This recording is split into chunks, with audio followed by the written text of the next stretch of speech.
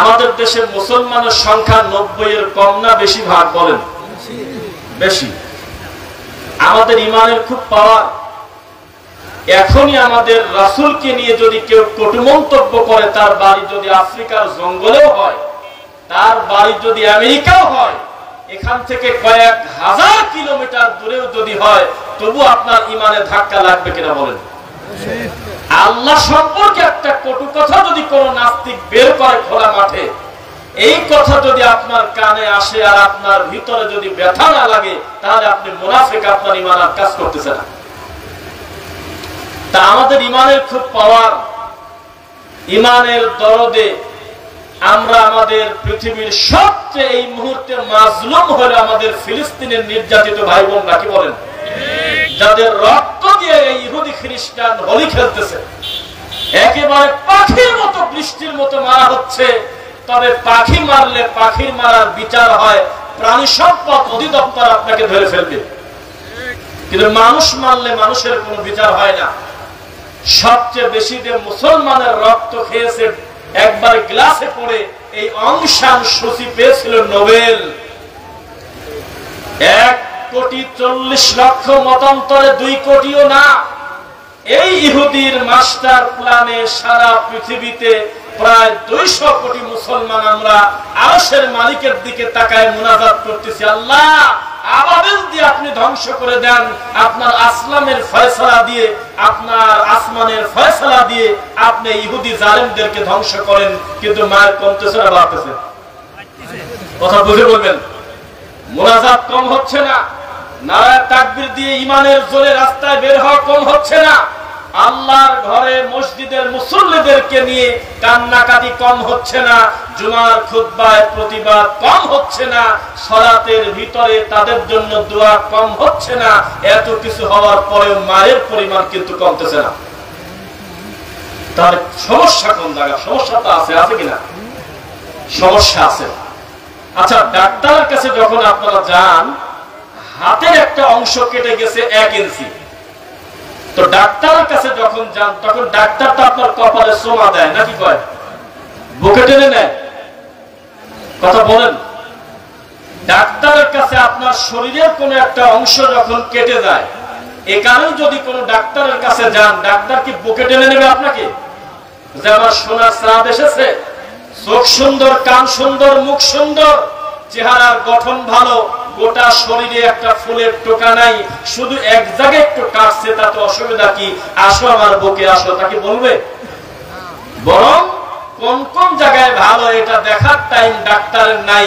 Doctor দেখবে কাটা কোন জায়গা, ডাক্তার দেখবে অসুবিধা কোন জায়গা, ওই জায়গা তাড়াহুড়া করে সেলাই করে একটু ব্যথা দিয়ে হলেও এই লোকটার যাতে পুরো শরীর ভালো থাকে সেই চেষ্টা করবে কিনা বলেন? তো মুসলমান আমাদের প্রশংসার শেষ নাই। আমরা রাসূলকে ভালোবেসে আল্লাহর বিধান দাঁড়িয়ে রেখেছি, সালাত আদায় করি, রমাদানের শব্দ সিয়াম পালন করেছি, সামর্থ্য থাকলে হজে যাই, 2.5 টাকা হারে নেশাব পরিমাণ সম্পদ থাকলে যাকাত দেই। অনেক ভালো গুণ আমাদের আছে, আছে কিনা বলেন? কয়েকজন আলেমের ডাকে ঢাকাতে সর্ববৃহৎ সম্মেলন হয়েছে গাদাবাসীর জন্য, হয় নাই কিছুদিন আগে? হয়েছে। এতগুলো ভালো দিকের ব্যাপারে একটু 2-1টা কথা বলবো যাতে আমাদের ঈমানটা জাগ্রত হয়। যেই দিন ঢাকাতে ফিলিস্তিনের মাজলুম ভাই বোনদের পক্ষে একেবারে চিৎকার দিয়ে আমরা রাস্তায় বের হয়েছিলাম, সারা পৃথিবীর ইহুদি খ্রিস্টান দেখলো বাংলাদেশে কত বড় ইসলামী ভালোবাসার মানুষ তারা আছে, নিউজ পর্যন্ত হলো আমাদের এই বাংলাদেশের ছবি নিয়ে। দুর্ভাগ্যজনক বশত ঠিক তার পরের দিন ছিল 1 বৈশাখ। এই 1 বৈশাখে কিছু টুপিওয়ালা দাড়িওয়ালা রাস্তায় ব্যানার নিয়ে বের হয়েছিল, আমি কি বানায় বলছি কিনা বলেন? এমনও কিছু লোক ছিল যারা কোরআনের তাফসীর লিখছে, মুফতি। এই লোকটা ব্যানার ধরে সামনে দাঁড়ায় লেখা 1 বৈশাখ, ওহে আমার নববর্ষ, এ কথা বলে তারা মিছিল করতেছে। এই জাতি মুনাজাত করলে সপ্তম আসমানের উপরে যাওয়ার কথা তো দূরের কথা, সামিয়ানাও পার হবে না। ধর্ম নিয়ে ইয়াকি ঠাট্টা আমাদের এই দেশে চলে, এই দেশে পাগলা মসজিদের কৌটা খোলার পরে আগে একটু সলি বলি হতো, হিসাব বুঝতে দিত না, শয়তান না খেয়ে ফেলতো মনে হয়। একটা মহিলা মানুষ এবার বিবৃতি দিল 80,73,72,205 টাকা হয়েছে। 3 মাস, কয় মাস? 3 মাস পর পর কৌটা খোলে। পাগলা মসজিদের কৌটাতে সোনা কত ওঠে তা বলবো না, গরু ছাগল কত আসে তা জানি না, তবে শুধু নগদ টাকা ওঠে হলে অন্তত 3.5 কোটি। এটা ভালো লক্ষণ না। ঠিক ওই পাগলা মসজিদের পাশে আমরা মাহফিলে গিয়ে দেখেছি আল্লাহর ঘরে কার্পেট পর্যন্ত নাই ঠান্ডার ভিতরে, কত এতিমখানায় সপ্তাহে একদিন গরুর মাংস খেতে পারে না, কত বিধবা মহিলাকে একটা সেলাই মেশিন কিনে দেওয়ার লোক নাই, কত অসহায় পড়ে আছে। আল্লাহর ঘর মসজিদ মাদ্রাসা 1 টাকা সেখানে দেয় না, 1 মাসে সেখানে টাকা ওঠে 1200 টাকা। আর পাগলা মসজিদের কোটি খুললে ওঠে 3 কোটি 3.5 কোটি। এটা কিয়ামতের আলামত। এই মাইকরা ভাই একটু উপরে তুলে দেন কষ্ট করে।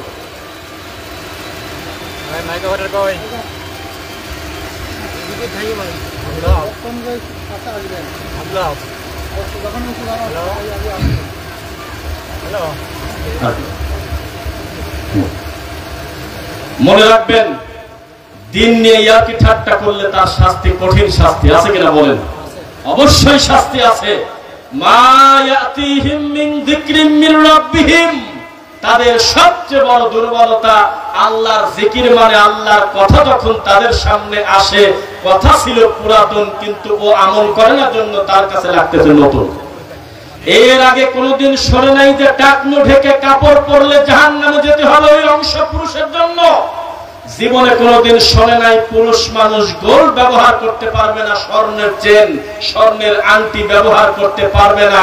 কিন্তু কথাটা শোনার কারণে তিনি নাক সিটকায় যদি বলে এবার নতুন কথা কোথা থেকে নিয়ে আসলো, তাদের পরিণতি হবে জাহান্নাম। কি হবে? মুহদাসিন ইল্লাস্তামাউহু ওয়া হুম ইয়ালাবুন। যখন তাদের বলা হয় আল্লাহর কথা স্মরণ করো, রাসূলের কথা স্মরণ করো, তখন তারা বলে রাখো তো সব কথা। আমাদের এই সমাজে এখনো পর্যন্ত কিছু টুপিওয়ালা আছে, হাদিস কোরআনের বক্তব্য দিলে বলে আরে রাখো তো তোমার হাদিস। বলে কিনা বলেন? বিচার একদিন হবে। আমাদের এই দেশে ইসলাম চলে, এটা হলো ব্রাহ্মণবাদী ইসলামের মতো। আমাদের ইসলাম চলে হলো সিন্ডিকেটের মতো। এই সমাজ সুদ মেনে নিয়েছে, ঘুষ মেনে নিয়েছে, পরকিয়া মেনে নিয়েছে, জিনা ব্যভিচার মেনে নিয়েছে, তবে রাসূলের সুন্নাত মানতে পারে নাই। এই জাতির কল্যাণ কিভাবে হবে? যেই জাতি পাগলা কথাটা লেখা থাকার কারণে কোটি কোটি টাকা দান করে, আজকেই যদি পাগলা কথাটা মুছে দেন, ওই মসজিদে দান কমে যাবে 10 ভাগের 1 ভাগ। এ জাতি হলে পাগল। আজকে আসতে একটা জায়গায় আলাদিপুর রাজবাড়ি জায়গার নাম, সেখানে দেখলাম জামাই পাগলের মাজার। নাম আছে, এরকম নাম শুনছেন? মানুষের মস্তিষ্ক বিকৃত কিভাবে হলে, মানুষের বিবেক কিভাবে ধ্বংস হয়ে গেলে হাজার হাজার মুসলমান এই ব্যানারটা তাকায় দেখে, লক্ষ লক্ষ মানুষ ওই রাস্তা দিয়ে যায়। এই দৃশ্য যদি কোনো হিন্দু দেখে, ও মনে করবে জামাই পাগলের মাজার, আধ্যাত্মিক গুরু উপরে লেখা, এর থেকে আবার নারকেল ফাটানো গণেশই ভালো। এটা আবার কি ধর্ম? এই ধর্মে কোনো বৈষম্য নাই। পীরের ছেলে পীর, ডাক্তারের ছেলে ডাক্তার, এই ধরনের কোন রেজিস্ট্রি করা কোন কিতাব জমিনের উপরে নাই। ইন্না আকরামাকুম ইনদাল্লাহি আতকাকুম, আল্লাহর কাছে তার মর্যাদা তত বেশি যার আল্লাহর ভয় যত বেশি। আমি হুজুর হতে পারি, পড়াশোনা করতে পারি, এখানে আমার একজন মুসল্লি বাবাদি থাকতে পারে যিনি আমার থেকে সদাচরণের ব্যাপারে এগিয়ে আছে, আমার থেকে তার তাকওয়া হয়তো ভালো, আমার থেকে আল্লাহর সাথে সম্পর্ক তার ভালো। তাহলে আমি কিসের ভিত্তিতে পীরের চেয়ার নিয়ে বসে গেলাম বলে? এই বৈষম্য বিরোধী আন্দোলন আবার হতে হবে। চিৎকার দিয়ে বলতে হবে খবরদার, ইসলামের ভিতরে শিরিককে ঢোকানো যাবে না, সুন্নাতের ভিতরে বিদআত ঢোকানো যাবে না, রাসূলের দ্বীন নিয়ে মশকরা করা যাবে না। গোটা দ্বীন প্রতিষ্ঠিত হবে কোরআন এবং হাদিসের উপরে, কোনো বাবার উপরে না ইনশাআল্লাহ। আল্লাহর জমিনে আইন চলবে কার বলেন? কার আইন চলবে? আল্লাহর আইন চলবে। আবেগ দিয়ে কোনোদিন বিচার করা যায় না। জজের সামনে যদি একটা লোক হাউ মাউ করে কান্না করে আধা ঘন্টার ভিতরে 3 বার যদি বেহুশ হয়, আল্লাহর কসম আদালতে 1 চুল দাম নেই। আদালতে দাম আছে হলো দলিলের, কাগজপত্রের, সাক্ষীর দাম।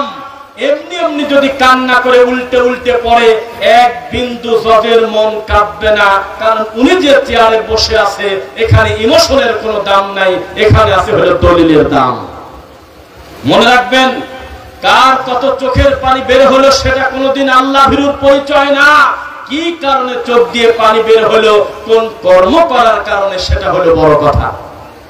আজকে আমরা জালসা মাহফিলটাকে করে ফেলেছি একটা রঙ্গমঞ্চ, একটা সার্কাসের মাঠ। কিসের জোহর পরে, কিসের আসর পরে, মাগরিবের পরে যখনই কানে আসবে কোরআনের কথা, হাদিসের কথা, মুসলমান হাত তুলে বলবে সামিনা ওয়া আতানা, আসি কোরআন হাদিসের সাথে ইনশাআল্লাহ। একটা তাকবীর দিয়ে দেখি জীবিত আছেন কিনা আপনারা। লিল্লাহি তাকবীর, আল্লাহু আকবার। আলহামদুলিল্লাহ, আল্লাহর শুকরিয়া আদায় করি যে রব্বুল আলামিন এত সুন্দর একটি কোরআন হাদিসের মাঠে আমাদের বসার সুযোগ দিয়েছেন, আলহামদুলিল্লাহ। তবে এই মাঠে কি শুধু ভালো কথাই হয় না, মন্দও হয়? মন্দও হয়। বিশাল বড় হুজুর বলতেছে আমার এই হাতের লাঠিটা কি চেনেন? লোকজন বলল না চিনি না। উনি বলল আমার এই হাতের লাঠি হলো একটা পরী দেশে পরী। মসজিদের নববীতে আমি একটা মেয়ের বিয়ে পড়াইছি, তিনি হলো তাবির মেয়ে, আর জামাই ছিল হলো সাহাবীর মেয়ে। আমরা ছিলাম 4 জন, ওরা ছিল 1 কোটি। আল্লাহর কাবা ঘরে আমি বিয়ে পড়াইছি। সব শ্রোতা বলতেছে আল্লাহু আকবার।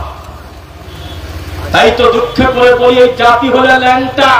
এই জাতির হুজুর হলো হাফ প্যান্ট পরে আছে, হাফ প্যান্ট পরা হুজুরকে মনে করতেছে বিশাল বড় হুজুর, কারণ তার সামনে মোটি ল্যাংটা। এই কথা যখন একটা আলেমের মুখ দিয়ে বের হলো, কোনো প্রতিবাদ থাকলো না। কেন? হোক না মুরব্বী, যাই হোক, সঙ্গে সঙ্গে কাগজ যাবে। এ কথা আপনি উইথড্র করেন, এখন জাতির সামনে তওবা করেন। এই কথা বলা আপনার উচিত হয় নাই। আদম সন্তানকে আল্লাহ এই সুযোগ দেয় নাই যে জিন আর পরীর বিয়ে দেবে। 40 কেজি স্বর্ণ দেনভরের কথা হাদিসে নাই। আপনি সাহাবীর মেয়ে কোথায় পেলেন, সাহাবীর জামাই, এই সমস্ত ফাতরামো কথা বলবেন না। কারণ আপনাকে আসার আগে আমরা 5 দিন মাইকিং করেছি, লেখা ছিল তাফসীরুল কোরআন মাহফিল। কোন আয়াতে লেখা আছে আপনার লাঠির গল্প, দাদার গল্প, বাবার গল্প শুনবো আমরা? এই মাঠে এসেছি, আপনি কমন কথা বলেন। আল্লাহর নবী একদিন 2 হাত দিয়ে 2টা জিনিস ধরে বললেন, ইন্না হাদাইনি হারাম, আমার উম্মতের জন্য 2টা জিনিস হারাম, আলা যুকুরি উম্মতি, তবে মহিলার জন্য না, পুরুষের জন্য। 1 রেশমি কাপড়, 2 গোল্ড, স্বর্ণ। সৌদি আরবে থেকে এসে, আমেরিকা থেকে এসে, মালয়েশিয়া থেকে এসে গলার চেনটা আছে স্বর্ণের। বিবাহ দিতে গিয়েছে, বিবাহের সময় ছেলেকে জামাইকে চেন দিয়ে নামাচ্ছে। 3 মিনিটের জন্য যদি গলায় চেন দেয়, আল্লাহর কসম সে হারাম পাবে পাবে। টাকনো ঢেকে কাপড় যদি কেউ পরে, তার জন্য তাকে জাহান্নামে যেতে হবে। মীমাংসিত কত বড় বড় পাপ সম্পর্কে এর জাতি এখনো অসচেতন, কিচ্ছু জানে না।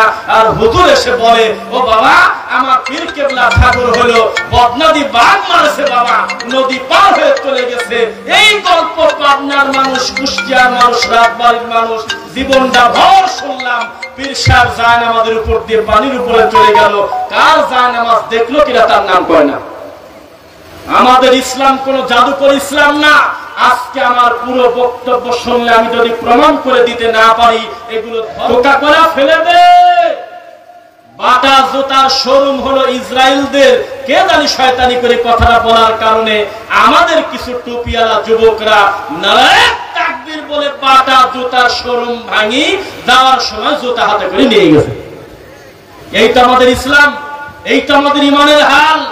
এগুলো দুঃখ লাগে, তাই চিকিৎসার কথা বলি। কেন কাজ হবে না? পাখির ঠোঁটে পাথর পড়লে মানুষ মিশে গেলে, মুসলমান যদি 140 কোটি 150 কোটি যদি আল্লাহকে বলে, আল্লাহ আমার ফিলিস্তিনের মাজলুম ভাইদের বাঁচাও, রোহিঙ্গা মুসলিমদের বাঁচাও, কাশ্মীরের মুসলিমদেরকে বাঁচাও, ইন্ডিয়াতে নির্যাতিত মুসলিমদেরকে বাঁচাও, অবশ্যই আল্লাহ সাহায্য আসতো কিনা বলেন। কিন্তু আমরা কারা? জিহাদ করতে গিয়ে বাটা জুতা চুরি করে নিয়ে আসছে, পরের দিন বিক্রি করতে গিয়ে ধরা পড়ে আর টিভিতে নিউজ আসলো তারা এখন জেলে আছে। এই তো আমাদের ইমানের অবস্থা, এই তো আমাদের দিন পালনের অবস্থা। কে কাকে মূল্য দিবে? তাই আমাদের এক ভাই বলেছিল, যেই ঈমান আমার নিজেরই কোনো উপকার আসে না, এই ঈমান আবার আপনার কিভাবে উপকারে আসে? বোঝা কি যাচ্ছে কিনা বলেন? কিয়ামতের ছোট আলামত আছে প্রায় 52টা। গত জুমায় সিরিয়াল করে এগুলো আমরা বলেছিলাম। তার একটা হলো ফোরাত নদী শুকিয়ে স্বর্ণ বের হবে। কি বের হবে? স্বর্ণ বের হবে। তার একটা কঠিন একটা ছোট্ট আলামত আসবে যে পশু প্রাণী আর হলো জড় পদার্থ মানুষের সাথে কথা বলবে। আর একটা আছে দাব্বাতুল আরদ বের হবে। হাতে থাকবে সুলাইমান নবীর আংটি, হাতে থাকবে মুসা নবীর লাঠি। লাঠি দিয়ে যার নাকে গুতা মারবে, ওর লেখা উঠে যাবে কাফার। আংটি দিয়ে যার নাকে গুতা মারবে, ওখানে লেখা উঠবে মিম মিম নুন, মানে হলো মুমিন। কিয়ামতের আলামত। পশু প্রাণী মানুষের সাথে কথা বলবে। আল্লাহর নবীর সাহাবী রাসূলের কাছে এসে বলতেছে, আল্লাহর নবী, একটা বাঘ নেকড়ে একটা হরিণকে বা ঘোড়া গাধাকে তাড়া করতেছে। তা আমি কি করলাম? দৌড়ে গিয়ে আমি উটটাকে ধরে ফেললাম। হরিণটাকে ধরে তাড়াতাড়ি করে বাঁচায় আমি নেকড়েটাকে সরাই দিতে চাচ্ছি। যা যা। ন্যাশনাল জিওগ্রাফি নাম শুনেছেন? অ্যানিমেল প্ল্যান নামে একটা চ্যানেল ছিল তখন, হাতে গোনা কয়েকটা channel, piece TV, national geography, animal planet, এরকম ছিল না টেলিভিশনে? দেখবেন যে বাঘ যখন হরিণকে আক্রমণ করে তখন লোকজন দোয়া করে, আল্লাহ এই বাঘ যাতে হরিণকে ধরতে না পারে, যদি মিস করে তো কয় আলহামদুলিল্লাহ। জি না, এটা সৃষ্টির সিস্টেম, এটাই আল্লাহ তাকে রুদি দিয়েছে ওইভাবে। তো তখন যখন ওই হরিণটাকে সরায় নিল, আল্লাহ নবী সাহাবীকে ওই নেকড়ে বাঘ মানুষের মতো করে ডেকে বলে, হে আব্দুল্লাহ, হে আল্লাহর বান্দা, তুমি কোন সাহসে আমার কাছ থেকে হরিণটাকে ছোটায় নিয়ে গেলে? অথচ এই হরিণটা ছিল আমি আল্লাহর পক্ষ থেকে রুজি। আমার খাদ্য তুমি নিয়ে গেলে কেন? আমার প্রতি তুমি ইনসাফ করো নাই। আল্লাহর নবীর কাছে ভয়ে ভয়ে কথাটা যখন বললেন, আল্লাহর নবী তখন উচ্চারণ করলেন, সাহাবী, অতদিন পর্যন্ত মাতা ইয়াউমুস সাআ, কিয়ামত হবে না যতদিন পশু প্রাণী মানুষের সাথে কথা বলবে না। ততদিন কিয়ামত হবে না যতদিন জড় পদার্থ মানুষের সাথে কথা বলবে না, ততদিন কিয়ামত হবে না। পরিস্থিতি বড় কঠিন জটিল। আল্লাহর নবী সাল্লাল্লাহু আলাইহি ওয়াসাল্লাম বলেছেন, মান কাযাবা আলাইয়া মুতাআম্মিদান ফালিয়াতাবাউ মাকাদাহু মিনান নার। কেউ যদি আমি রাসূলের প্রতি মিথ্যারোপ করে, তার থাকার জায়গা জাহান্নাম। প্রত্যেকটা খতিবের ইমামের জাহান্নামে অনেক বাড়ি ঘর আছে। কত বাড়ি ঘর আছে তা আমরা জানি না। আমি শুনছি আমাদের এই দেশে এমনও কিছু নেতা ছিল যাদের আমেরিকাতে যে বাড়ি আছে তাতে বাংলাদেশি টাকায় প্রায় 50, 60টা, 70টা বাড়ি আছে। এমনও কিছু খারাপ লোকের সম্পদ আছে, পদ্মা সেতু 32টার যে মূল্য, একাই সে ওই টাকার সম্পদ। আমাদের এই দেশটা গরিব আপনি বললেন কিভাবে? হাতে গোনা কিছু মানুষের কাছে এমন ভাবে টাকাটা তারা জমা করে মানুষের প্রতি জুলুম করেছে, তার বাস্তবতা আমরা কিছু হিসাবে বুঝতে পারি কিনা বলেন? ঠিক তেমনি নবী সাল্লাল্লাহু আলাইহি ওয়াসাল্লাম বলেছেন, আমার প্রতি যদি কেউ মিথ্যারোপ করে, তার থাকার জায়গা কোথায়? কোথায় বলেন? আল্লাহর নবীর পথে বুড়ি কাটা দিয়েছে, এ কথা মিথ্যা, তার প্রতি অপবাদ দেওয়া। যতই নবীকে বড় করতে গিয়ে বলেন, থাকার জায়গা কোথায়? আমি হিসাব সোজা বুঝি। আল্লাহর নবী আপনার আদম আলাইহিস সালাম বললেন, রব্বানা যালামনা আনফুসানা ওয়া ইল্লাম তাগফির লানা ওয়া তারহামনা লানাকুনান্না মিনাল খাসিরিন। কোরআনের আয়াত দ্বারা স্পষ্ট দলিল। এইটা বলার পরে আল্লাহ ক্ষমা করে দিল, আর ডানে বামে কোনো কথা লেখা নাই। অথচ আমাদের দেশের কথা, আল্লাহর নবীর নাম শুনে ওসিলা দিয়ে নাকি ক্ষমা পাইছে। কি বলেন রাজবাড়ী ভাষী? জান্নাতের চৌকাঠে লেখা মুহাম্মদুর রাসূলুল্লাহ, কথা মিথ্যা। আল্লাহ নবীকে তৈরি করা হয়েছে আদম নবীর পূর্বে, এটা নবীর প্রতি অপবাদ দেওয়া। আল্লাহ নবীকে সৃষ্টি না করলে আসমান জমির সৃষ্টি হতো না, এটা নবীকে বড় করতে গিয়ে তাকে বেইজ্জত করা। আল্লাহ নবী বলেছেন, ইলম অর্জন করতে যদি চীন দেশে যাওয়া লাগে যাও, এটা তার প্রতি অপবাদ দেওয়া। আল্লাহর নবী হরিণের গল্প, হরিণের সাথে বাঁধা, এই কথা মিথ্যা। ওমর রাদিয়াল্লাহু আনহু হোসাইনকে জোরে করে থাপ্পড় দিয়ে দাঁত ভেঙে দিলেন, এই কথা মিথ্যা। ও না না আমি বড় না তুমি বড়, হোসাইনের সঙ্গে কথা হলো, আমাদের দেশের জনপ্রিয় এই কথাগুলো চলে, এই কথা মিথ্যা। এভাবে আমাদের দেশে প্রায় 80% মিথ্যা কথা জালসার মাঠে টুপি মাথায় দিয়ে দাঁড়িয়ালা হুজুর কোরআনকে সামনে রেখে বলে, বাকি আর কি বলবো। বলিয়া আইয়ুহার রাসূল, হে আমার রাসূল, বাল্লিগ, আপনি তাবলীগ করেন। তাবলীগ করা নফল না সুন্নাত না ফরজ? বলেন ফরজ। কি দিয়ে তাবলীগ করবেন? মা উনজিলা ইলাইকা মির রাব্বিক, ওই জিনিস দিয়ে তাবলীগ করবেন যেটা আমি আপনার প্রতি নাযিল করছি, মানে আল্লাহর ওহী। ওয়া ইল্লাম তাফআল, যদি হুবহু ওহী প্রচার না করেন, ফামা বাল্লাগতা রিসালাতা, আমি আল্লাহ ধরে নেব আপনি রিসালাতের দায়িত্বই পালন করেন নাই। আল্লাহু ইয়াসিমুকা মিনান নাস, এই দায়িত্ব যারা পালন করবে তাদের প্রতি মানুষ শয়তান থেকে, জিন শয়তান থেকে বাধা আসবেই, আমি আল্লাহ হেফাজত করব। কথা বোঝা যাচ্ছে? হুজুর 100 বছরের উপরে ইন্ডিয়ার বর্ডার পার হয়ে আমাদের এই দেশে প্রতি বছর পীর বাবারা আসে কিনা বলেন? আমি নাম বলে বিপদে পড়তে চাই না, জীবনে তাদের ভিসা বাতিল হয় নাই, জীবনে তাদের ব্যাপারে কোনোদিন কোন সরকার আপত্তি করে নাই। আর আমরা শুধু যাই নাই, শুধু ঢুকতে যাবো, আমাদের ব্যাপারে 4 বার তদন্ত হয়। ইন্ডিয়া যাবো কি কারণে? তুমি বোঝো না? ওই রকম ওয়াজ করলে কারোর গায়ে লাগে না। আমাদের এই দেশে ওজনে কম দেওয়া লোকের বিরুদ্ধে কোনো বক্তব্য নাই, সুদের বিরুদ্ধে কোনো বক্তব্য নাই, ঘুষের বিরুদ্ধে কোনো বক্তব্য নাই, নাস্তিকদের বিরুদ্ধে কোনো বক্তব্য নাই, আল্লাহর নবীকে গালি দেয়, এই ব্যাপারে কোনো পীর মুখ খোলে না। আমাদের এই দেশে পীর ফকিররা এসে তাদের সবচেয়ে দামি কথা, আল্লাহর নবী মাটির তৈরি না নুনের তৈরি। কথা বলেন না কেন? মিলাদকে দাঁড়া পড়বো না বসে পড়বো, এইগুলো নিয়ে বক্তব্য দেয় হলো পীর ফকিররা, এর বাইরে তাদের কোনো বক্তব্য নাই। অথচ আমাদের এই দেশের নাস্তিক হতে হতে নবীকে গালি পর্যন্ত প্রকাশ্যে দেয়, একটা ভারতীয় পীর ঠাকুর মুখ খোলে না। কথা বুঝতেছেন নাকি? বসাটা সুন্দর হয় না, একটু এলোমেলো বসলে ভালো হতো, মানে একটু কাছের দিকে এসে, মানে একটু কষ্ট করেন, আমরা চেপে বসি। সামনে কিন্তু অনেক ভাইয়ের আপনারা আছেন, আমরা সুধারণা করি, কারণ মাঠটা তো বিশাল মাঠ, কি বলেন?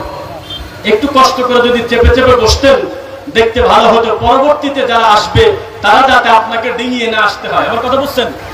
লিল্লাহি তাকবীর, আলহামদুলিল্লাহ।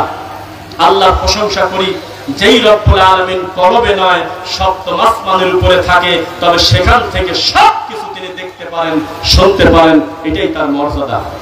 কথা বোঝা যাচ্ছে কিনা? সাবধান, এখন থেকে আপনি নিয়ত করেন কোরআন সুন্নাহর বাইরে চলবেন না। এবার আপনার কিছু চিকিৎসা দেই এক এক করে সিরিয়ালে। এক, নেশাদার দ্রব্য পান করা যাবে না, করবেন? নেশাদার দ্রব্য জর্দা, তামাক, বিড়ি, গুল, গাঁজা, ফেন্সিডিল, ইয়াবা, সেটা লিকুইড হোক বা নাই হোক না কেন, এইটা খেলে জাহান্নামে তাকে একটা খাদ্য খাওয়ানো হবে। কেউ একজন বলেন তো সে খাদ্যের নাম কি? তিনাতে খবাল। আল্লাহর নবী ওমা তিনাতুল খবাল, তিনাতে খবাল আবার কি? নবী বললেন আরাকু আহলিন নার আও উসরাতু আহলিন নার, জাহান্নামীদের শরীরের গলিত রক্ত, পুঁজ, পচা জিনিস ধরে ধরে এই জর্দাখোর, নেশাখোর, বিড়িখোর, তামাকখোর, গুলখোরকে বলা হবে খা। এটা তাদের তৃষ্ণা মিটাবে না। আচ্ছা, এটা তাদের কোনো তৃষ্ণাও মিটাবে না, তাদের ক্ষুধাও নিবারণ করবে না, তাদের নারী ভুঁড়ি ছিঁড়ে বের হয়ে যাবে। এর নাম হলো জাহান্নামের খাদ্য। আমাদের দেশে আল্লাহর কসম করে বলি জাতি, আমার এই বক্তব্যটা যদি মনে থাকে, আপনি তদন্ত করতে লাগেন, বিচার কিয়ামত ততদিন হবে না যতদিন আমার উম্মত নেশাদার দ্রব্যকে হালাল মনে না করে। কথা বলেন না কেন? নেশাদার দ্রব্যকে তারা হালাল মনে করবে। বলেন তো দেখি, মদখোররা কি মদ হালাল মনে করে খায় না হারাম মনে করে খায়? কথা বলেন না। যারা মদ খায় তারা কি হালাল মনে করে খায় না হারাম মনে করে খায়? হারাম মনে করে খায়। এমনকি মদের গায়ে হালাল কথাটা লেখা নাই।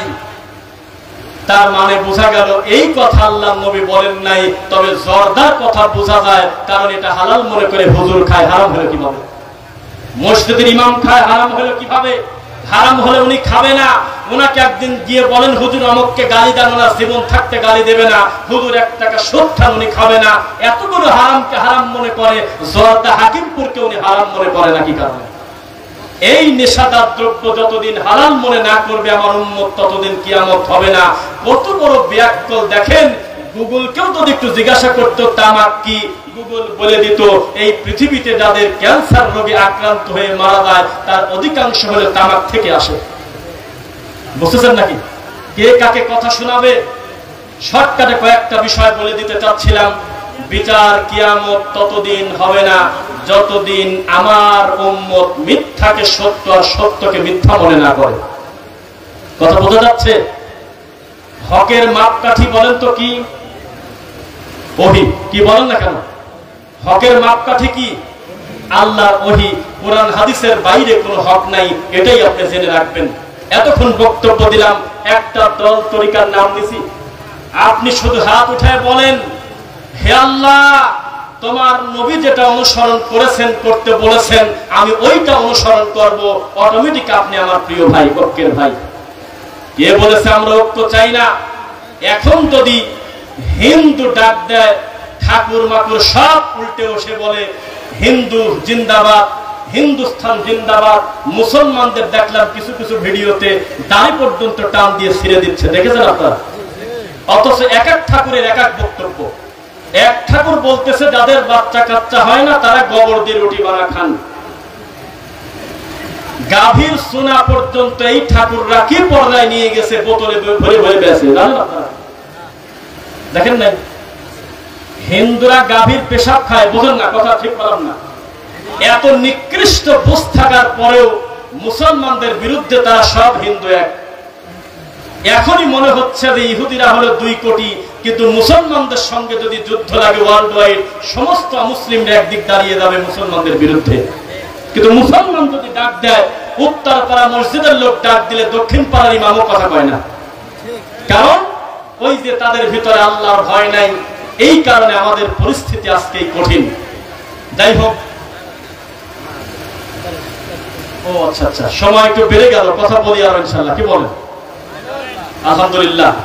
রাসূল সাল্লাল্লাহু আলাইহি ওয়াসাল্লামের ভবিষ্যৎবাণী, আমার উম্মতকে বলে দিও আমার উম্মতের দিনদারিতা হবে ওই রকম যেইভাবে সকালবেলা মুমিন ছিল, বিকালবেলা সন্ধ্যায় সে কাফের হয়ে গেছে।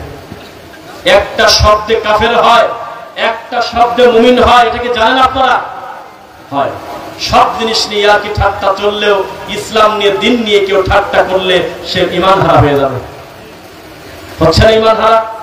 একটা লোক দাড়ি রাখছে, আপনাকে দাড়ি রাখার কথা বলার কারণে আপনি বললেন যে রাখো তো সব ছাগলের দাড়ি, এই লোকটার ঈমান নাই।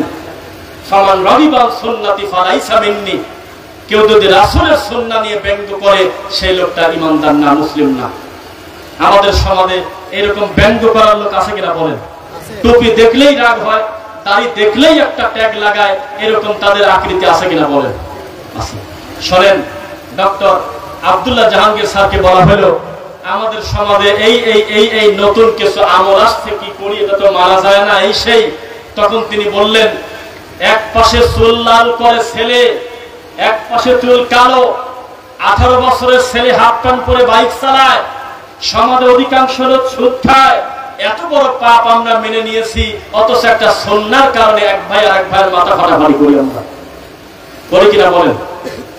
করি, অবশ্যই। একটা জিনিস মনে রাখবেন, দিনের ব্যাপারে কোনো আপোষ নাই। আবু লাহাবের নাম শুনতেন কারা কারা? যার নামে কোরআনে একটা সূরা আছে, তার ছিল 4টা সন্তান, একটা মেয়ে আর 3টা ছেলে। একটা বর্ণনায় আছে আবু লাহাবের মৃত্যুর পরে তার 4 ছেলে মেয়ে মুসলমান হয়ে গেছিল।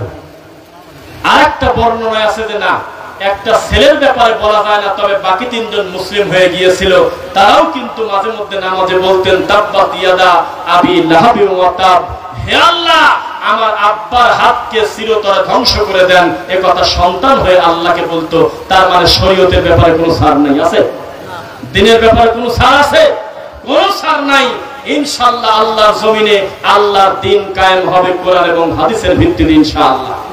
সেই দিন আমরা যদি না দেখে যাই, আমরা আল্লাহর কাছে বলবো, আল্লাহ আমরা চেষ্টা করেছিলাম, আমাদের সন্তানরা যদি দেখে দেয়, তার সন্তানরা যদি দেখে দেয়, আমরা নিরাশ হব না।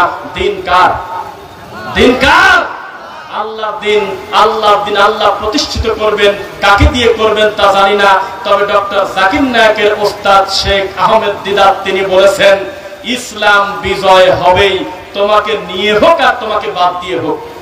তুমি কোনদিন সফলতা অর্জন করতে পারবে না ইসলামকে বাদ দিয়ে, তবে ইসলাম তোমাকে ছাড়াও চলবে, কোনো বিপদই নেই, আরামে চলে যাবে ইসলাম। আমাদের সমাজের পরিস্থিতি হলো এই রকম, যখনই আমরা কোরআন হাদিসের কথা বলি একদল ভাইয়েরা খুব রেগে যান। যান কিনা বলেন? রেগে যায় কিনা? শোনেন, এবার কিছু সামাজিক ধর্মীয় জাহিলিয়াতের কথা বলি। রাসূল সাল্লাল্লাহু আলাইহি ওয়াসাল্লাম বলেছেন, লোক দেখানোর ইবাদতের সংখ্যা বাড়বে। সবাইকে আমার কথা বোঝেন? এহরামের কাপড় পরে একজন হাজী সেলফি উঠে ফেসবুকে দিয়ে লিখতেছে, এহরামের কাপড় পরে আমাকে কেমন লাগছে বন্ধুরা। কি জবাব দেব দেন? নিজের বউয়ের ছবি ফেসবুকে দিয়ে লিখতেছে, আজ আমাদের পঞ্চম বিবাহ বার্ষিকী, আপনারা দোয়া করবেন। কি দোয়া করবেন? 3 বছরের বাচ্চার কপালে কালো টিপ দিয়ে মিনিটে মিনিটে ছবি দেওয়ার বলে আমার ছেলেটা টয়লেট হয়েছে, বেশি দোয়া করবেন। কি দোয়া করবেন? এইটা আমাদের ইবাদত, এইটা আমাদের ধরন। এক প্লেট খিচুড়ি মানুষকে দিতে গিয়ে 10 বার সেলফি ওঠে। এই জামানায় গোপন দানও নাই, গোপনে কান্নাকাটিও নেই। কেউ কেউ মুনাজাত ধরে থাকে, রাজনৈতিক মুনাজাত। ক্যামেরাম্যানকে বলে আমার দিকে ফোকাস ভালো করে নেয়, চোখে পানি নাই, খালি কাঁদে। জিনা হবে না এটা? মুনাজাত মানে একাকী পার্সোনালি আল্লাহকে কিছু বলা। শেষ রাত্রে আস্তে করে রাত 3টার দিকে বেড থেকে উঠে গিয়ে পাশের ঘরে গিয়ে সিজদায় পড়ে হাও মাও করে কান্না করা, পিছনের পাপ স্মরণ করে, এর নাম হলো মুনাজাত। বউ মাসের মধ্যে খুঁজবে, কই গেল রে? এই একসাথেই তো শুনলাম, গেল কোথায়? খুঁজতে গিয়ে দেখবে লাইট বন্ধ করে আমার স্বামী আল্লাহকে সিজদা দিয়ে তার পাপের কথা বলতেছে। এর নাম হলো মুনাজাত। আমাদের দেশে মুনাজাত কি? টঙ্গীর মাঠে মুনাজাত হয়, লক্ষ কোটি মানুষকে নিয়ে 1 সেকেন্ডের জন্য কোন সুদের ব্যাপারে, ঘুষের ব্যাপারে, মাজার পূজার ব্যাপারে, কবর পূজার ব্যাপারে, নাস্তিকদের ব্যাপারে কোনো একটা শব্দ নাই, খালি হাত তুলে উর্দুতে কাটাকাটি করে। ওই মুনাজাত কোন সরকার ঠেকাবে না, ওই মুনাজাতে কারোর কিছু আসে যায় না। ওই মুনাজাতে রাস্তা অবরোধ করে মেয়ে ছেলে পেলে সবাই হাত তুলে থাকে। তবে একবার যদি মুনাজাতের আগে বলতো, ও দেশের সরকার প্রধান, এই দেশে 90% উপরে মুসলমান, সিনেমা হল থাকা যাবে না, এটা ভেঙে হাসপাতাল করেন। ও দেশের সরকার, আপনাকে মুসলমানরা ভোট দিয়ে সংসদে পাঠিয়েছে, এই দেশে দৌলত দিয়া পতিতলায় থাকবে না। ওই হুজুর যদি আখেরি মুনাজাতের আগে বলতেন, আমাদের এই দেশে সুদ ঘুষ থাকবে না, এই কথা বলে যদি মুনাজাত ধরতো, তাহলে পরবর্তী বছর আখেরি মুনাজাত করা তো দূরের কথা, অনুমতি পেত না। তোমার মুনাজাতের পাওয়ার কত আমরা দেখেছি। এক গ্রুপ আর এক গ্রুপের সাথে মারামারি করে 7টা অলরেডি মরে গেছে এক বৈঠকে কতবার। এই তো তোমার ইমানের পাওয়ার। একজনের হাতেও কোরআন নাই, হাদিস নাই, সবার হাতেই ফাদাইল, সবার হাতেই ব্যাগ বক্সা, অথচ 2 ভাই মারামারি করে এক ভাই আরেক ভাইয়ের মাথা ফাটায় দিচ্ছে, আর নিচে কমেন্টে লিখতেছে শহীদ হয়েছে। শহীদ তোমার বাপ ডেলিভারি দেবে না, শহীদ হতে ওহি লাগে। কি লাগে বলেন? ওহি লাগে। আর ওই শহীদের নাম শহীদ আলাদা করে লেখা যাবে না। পেটের ব্যথা, চাপা পড়ে মরা, এই ধরনের দেশ ব্যাপারে আল্লাহর নবী অগ্রিম ঘোষণা দিয়েছে। তাদের নামের আগে শহীদ, এটা লেখার জিনিস না, তবে সুধারণা করার জিনিস। কিসের জিনিস? আমরা কোনো খাদ্যকে তাওয়ারক বলি না, কারণ আমরা নিশ্চিত জানি না এটা বরকতের খানা কিনা। তবে সাহারিকে বরকতের খানা বলি, কারণ তাসাহারু ফাইন্না ফিস সাহুরি বারাকা, তোমরা সাহারি করো, সাহারিতে আল্লাহর বরকত আছে। আমরা কোনদিন কোন মানুষ মারা গেলে মরহুম বলি না, কারণ আমরা নিশ্চিত জানি না তিনি রহমত পায়ে গেছে কিনা। আমরা বলি আবু হানিফা রাহিমাহুল্লাহ, আমরা বলি আব্দুল জব্বার রাহিমাহুল্লাহ, আমরা বলি রফিক বিন সাইদ যদি মারা যায় বলবো রাহিমাহুল্লাহ, তবে মরহুম মাগফুর বলবো না, আল্লাহর উপরে ছেড়ে দেব। অথচ আমাদের দেশে মিনিটে মিনিটে শহীদ ডেলিভারি হয়। আল্লাহর নবীর সাথে যুদ্ধ করতে গিয়ে জীবনটা দিয়ে দিল, তখন আল্লাহর নবীর কাছে খবর আসলো, আল্লাহর নবী ওর কপাল কত ভালো, আপনার খাদেম অবস্থায় কাফেরের তীর বিঁধে মরে গেল, ওর মতো জান্নাতি লোক হয় কিনা। আল্লাহর নবী ধমক দিয়ে বললেন, চুপ করো, সুবহানাল্লাহ, নাউযুবিল্লাহ, এটা হতে পারে না, কাল্লা, কখনো না, আমি দেখতেছি ও জাহান্নামে যাবে, কারণ ওর গায়ের চাদর ছিল হলো যাকাতের অন্য লোকের হক। কোথায় থাকেন আপনি? আমাদের এই দেশে হিন্দু ও শহীদ, কথা বলেন না, হিন্দু ও শহীদ, বিচার একদিন হবে। আলহাজ না লেখার কারণে মন খারাপ হবে কেন? মাওলানা না লেখার কারণে মন খারাপ হবে কেন? পৃথিবীর সবচেয়ে দামি মানুষের নামটা মুখ দিয়ে শুনতে চাই, সবাই বলেন আল্লাহর জমিনে সবচেয়ে দামি মানুষের নাম কি? বলেন বলেন, কথা বলে না দেখি। সবচেয়ে দামি মানুষের নাম কি? মুহাম্মাদুর রাসূলুল্লাহ সাল্লাল্লাহু আলাইহি ওয়াসাল্লাম। আল্লাহর কসম করে বলতেছি, তার থেকে সম্মানী মানুষ জমিনে নাই, আছে? এই নবী পর্যন্ত কান্নাকারি করে আল্লাহকে বলতেন, আল্লাহ আমার মৃত্যুটা আপনি শহীদ মৃত্যু হিসাবে কবুল করেন, বলতেন কিনা? আল্লাহ নবীর চাইতে দামি মানুষ আল্লাহর মাটির উপরে ছিল না। এই নবী পর্যন্ত ফাতেমাকে বলেছিল, ফাতেমা, দুনিয়ার ধন সম্পদ কিছু লাগলে বাপ হিসেবে সাধ্য অনুযায়ী দিয়ে দেব যদি লাগে, তবে পরকালের ব্যাপারে মুহাম্মাদের বেটি হিসেবে কোনো সুযোগ পাবে না, তুমি চুরি করলে তোমার হাত কেটে দেব। এই একটা হাদিস প্রমাণ করে পীরের ছেলে পীর আর মন্দিরের ঠাকুরের ছেলে ঠাকুর যদি হুবহু এক না হয়, আমি জীবনে বক্তব্য দেব না। এই বৈষম্য দূর করার জন্য আল্লাহর নবী জাহেলি যুগে এসেছিলেন। তিনি বলেছিলেন, কালো সাদা থেকে উত্তম নয়, সাদা কালো থেকে উত্তম নয়, ধনী গরিবের পার্থক্য থাকবে না, রাজা প্রজার পার্থক্য থাকবে না, এক কাতারে দাঁড়িয়ে সালাত পড়বে, পার্থক্য হবে হলো তাকওয়ার ভিত্তিতে। কিসের ভিত্তিতে? কিসের এত গরম? আল্লাহর নবী নিজে দায়িত্ব নিতে চাচ্ছে না তার কন্যার বিচারের মাঠের, আর পীর সাহেব একটা রুমাল দিয়ে বলে, আমি আমার মেজো হুজুর, দাদা হুজুর, কাকা হুজুরের মুতাজ্জিয়া হলাম, তার কলব দোয়া হুজুর, সেদ হুজুর, আব্দুল কাদের জিলানী, খাজা মঈনুদ্দিন চিশতি বিভিন্ন জায়গা কলব ঘোরাচ্ছে, বিচার একদিন হবে। কিসের হিসাবে? কি বলেন আপনি? আল্লাহর নবী এই পদ্ধতি শেখান নাই। তিনি বলেছিলেন, আমি রেখে যাচ্ছি কোরআন আর সুন্নাহ, অথচ তার পাশে আবু বকর দাঁড়ায়, একবারও বলল না আর আবু বকর বলছে, বলেন বিদায় হসের ভাষণে একবার বলল না, কোরআন হাদিস তো তোমরা বুঝবে না বাবারা, কোরআন হাদিস তোমরা বুঝতে পারবে না, তোমরা আমার উমার যা বলে সেটা মেনে চলো, একবারও বলে নাই। অথচ উমার জান্নাতি মানুষ, অথচ তার সামনে জান্নাতি সাহাবীরা আছে, একবার বলল না আমি নবী অনুসরণ করতে তোমরা পারবে না, কোরআন হাদিস মানতে, তোমরা শুধু আমার সাহাবীকে অনুসরণ করো। একবারও তিনি স্পেসিফিক কারো নাম না বলে বললেন, কোরআন আর হাদিস অনুসরণ করো, মা আনা আলাইহি আসহাবী, আমি এবং আমার সাহাবীরা। একজন নাম বলেনি, একজন নাম বলছে নাকি? আমি এবং আমার সাহাবীরা। যদি সাহাবীদের কোন কর্মকাণ্ড আমি নবীর কর্মের বিরোধী হয়, তোমরা আমি নবীরটা মেনে নাও। কে কার কথা শুনে তাবিজ কবজ ছিঁড়ে ফেলতে বলেছেন আল্লাহর নবী? ফাদখালা ইয়াদাহু ফাকাতাহা, গলার ভিতরে হাত ভরে দিয়ে টান দি তাবিজ ছিঁড়ার আগ পর্যন্ত, ফাবাইআন নবী সাল্লাল্লাহু আলাইহি ওয়াসাল্লাম, আল্লাহর নবী মুসাফা পর্যন্ত করল না, আর ভারত থেকে ঠাকুর আমাদের দেশে এসে তাবিজ বিক্রি করে দিয়ে দেয়। মিথ্যা সত্য বলে একটা লোক প্রশ্ন করে না। 11টা সহিহ হাদিসে লেখা, খবরদার গলায় বালা, অষ্টাধাতু, আংটি, তাবিজ, কবর কিচ্ছু নেওয়া যাবে না। আংটির কথাটা একটু আলাদা, শুধু সৌন্দর্যের জন্য যদি কেউ আংটি ব্যবহার করে, কোন ফজিলতের আশা ছাড়া, স্বর্ণ যদি না হয়, জায়েজ আছে। বোঝা কি যাচ্ছে? বাদ বাকি পুরুষের জন্য স্বর্ণ হারাম, তাবিজ কবজ কোরআন দিয়ে হোক আর কোরআনের বাইরে হোক হারাম, অথচ বহু হুজুরের সংসার চলে তাবিজ বিক্রি করে। শোনেন, কোরআন মাজিদ পড়লে প্রতি হরফে 10 নেকি, এটা কেটে প্যাকেট করে মানুষের গলায় দিলে নেকি তো দূরের কথা, এটা হলো ফাজলামো করা হয়। অনুনাজ্জিলু মিনাল কুরআনি মা হুয়া শিফা, এই কোরআন হলো শিফা, তার মানে পড়লে শিফা। সূরা মুলক পড়েন, ইখলাস পড়েন, ফালাক পড়েন, নাস পড়েন, আয়াতুল কুরসি পড়েন, বাকারা শেষ 2 আয়াত পড়েন, কত আমল আছে। এই আমলের দিকে ভ্রুক্ষেপ নাই।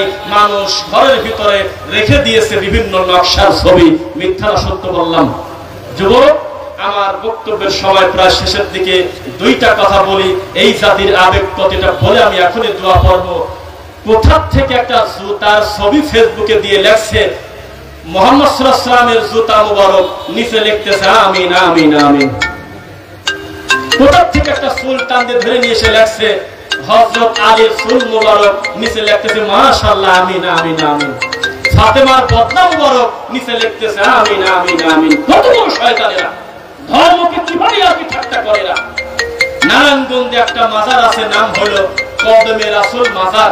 আল্লাহ নবী নাকি একদিন ফটোকপি করে দিয়ে গেছে তার দুই পায়ের ছবি, ওই পায়ের ছবি নিয়ে তারা চুমা খায়, কপালে মাখে। যেই মুসলমানের সংখ্যা গুনতেছেন 90 ভাগ, কোন একদিন সুযোগ পেলে আমাকে ফোন করে বলবেন রফিক ভাই ওই দিন কথাটা শক্ত লাগলো, তবে মিলায় দেখছি। আমি বলে যাচ্ছি এই দেশের 3% ওই মুসলমান নাই যেই মুসলমান আল্লাহর কাছে কিছু চাইলে আল্লাহ এখন দিয়ে দেবে। নাই, আছে 98 জন কোরআন পড়তে পারে না, 98 জন হালাল হারাম বোঝে না। এই জাতির কল্যাণ কিভাবে হবে? আল্লাহ তুমি আমাদের কোরআন সুন্নাহ মোতাবেক চলার তৌফিক দাও আল্লাহ। প্রশ্নটা দেখি। আল্লাহ শুকরিয়া, গরমের ভিতরে অনেক কষ্ট হচ্ছে আপনাদের, তাই না? তবে বক্তার থেকে বেশি কষ্ট হচ্ছে আপনাকে, এটা বললে আপনার মিথ্যা কথা বলা হবে। এত কষ্টই হচ্ছে একটা চার কাপে পর্যন্ত আমি হাত দেইনি আমার মূল কথা থেকে, যাতে আপনি সরে না যান। আল্লাহর কাছে দোয়া করি সমস্ত ডাক্তার রজব আলী হাফিজিয়া মাদ্রাসাকে আল্লাহ এই কোরআনের খাদেমদেরকে যেন দিনের জন্য কবুল করে। এই এলাকা থেকে প্রতি বছর শত শত হাফেজে কোরআন বের হয়ে সারা পৃথিবীতে যেন দাওয়াতি কাজ করতে পারে। আল্লাহ তুমি তৌফিক দাও আল্লাহ। সভাপতি সাহেব জনাব আলহাজ শাহজাহান মিয়া, মাহবুবুল হক বকুল মিয়া মাহফিল পরিচালনায় সম্মানিত ভাই সহ আজকের এই প্রোগ্রামের যিনি প্রধান অতিথি আলহাজ মোহাম্মদ মুজাহিদুল ইসলাম মুজাহিদ, আল্লাহর কাছে কল্যাণের দোয়া করি। আল্লাহর কসম আমাকে কেউ শিখায় দেয় নাই, আমি নিজে থেকে এটা বলে শেষ করতেছি, সেটা হলো এইরকম মানুষকে আপনারা সামাজিক নেতা দায়িত্বশীল বানায়। যেই লোকটার সম্পর্ক আলেমদের সাথে, যেই লোকটার সম্পর্ক কোরআন হাদিসের সাথে, আমি আশাবাদী এই জাতির কিছু কল্যাণ হবে ইনশাআল্লাহ। সুবহানাকা আল্লাহুম্মা ওয়া বিহামদিক আশহাদু আল্লা ইলাহা ইল্লা আনতা আস্তাগফিরুকা ওয়া আতুবু ইলাইক। আসসালামু আলাইকুম ওয়া রাহমাতুল্লাহি ওয়া বারাকাতুহু।